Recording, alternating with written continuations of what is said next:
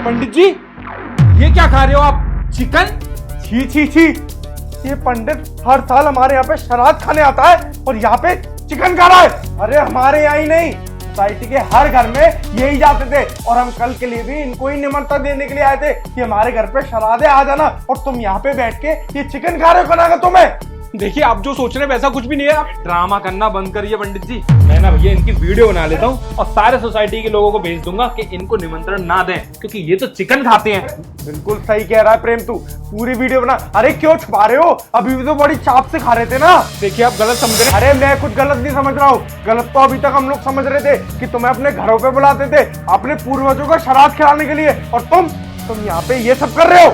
देखिए, आप मेरी बात मानिए, ये नॉनवेज नहीं है।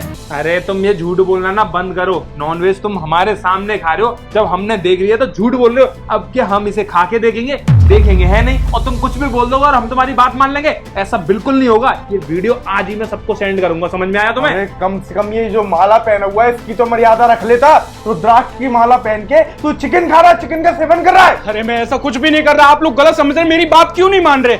अरे तेरी बात एक भी नहीं मानेंगे भैया। मैं तो बोलता हूँ यहाँ पर ना पुलिस को बुलाते हैं और इसको ना धक्के मार के बाहर निकलवाते हैं, क्योंकि ये सारे के सारे ब्राह्मणों का ना नाम बदनाम कर रहा है। अरे इसकी ना यहीं से ठुकाई करते हो, पुलिस स्टेशन लेके चलते हैं। हाँ, अरे सुनिए तो सही। चल। क्या हो रहा है यहाँ पर?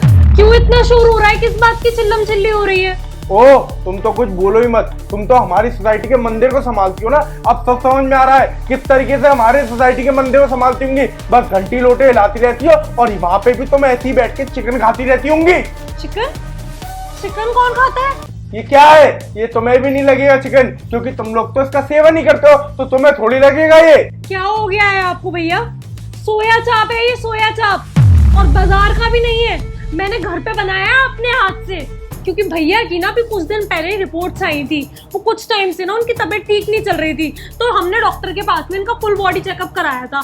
तब डॉक्टर ने हमें बताया कि इन्हें ठीक तरीके से ना न्यूट्रिशन नहीं पहुंच रहा है बॉडी में। उन्होंने पूरा डाइट बना के दिया था कि ये खाना देना है। इसमें सोयाबीन थी, और सोयाबीन वैसे ये ज्यादा खाना खा नहीं पाते हैं, इसलिए मैंने भैया के लिए सोया चाप बनाया था, जिससे कि वो खाने में सोयाबीन को ले लेंगे और उनका पेट भी भर जाएगा।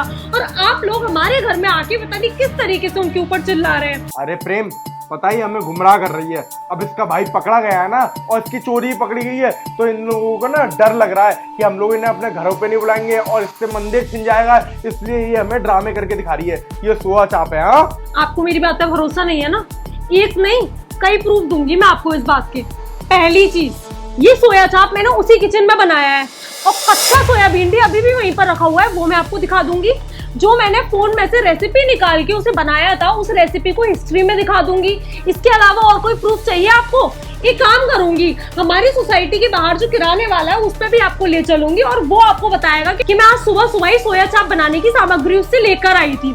फिर भी भरोसा नहीं होगा क्या आपको?